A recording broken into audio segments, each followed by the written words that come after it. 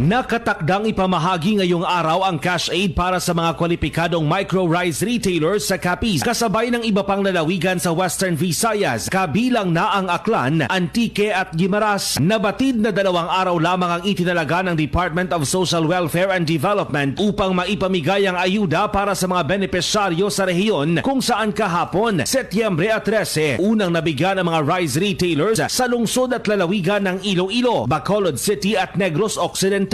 Ayon kay DSWD 6 Director Carmelo Nochete, pinamamadali sa ahensya ang pamimigay ng ayuda ngayong may barangay election banning period na magsisimula sa Setyembre 15 at tatagal hanggang Oktubre 30. Nabatid na umaabot sa 250 micro-rice retailers ang target na maayudahan sa one-time financial assistance, kung saan 3.75 million pesos na pondo ang ipamamahagi ng DSWD sa rehiyon. Kasama mo sa RMN DYVR at IFM Rojas, Radzuman, Joshua Kenneth Anas, Tatak RMN.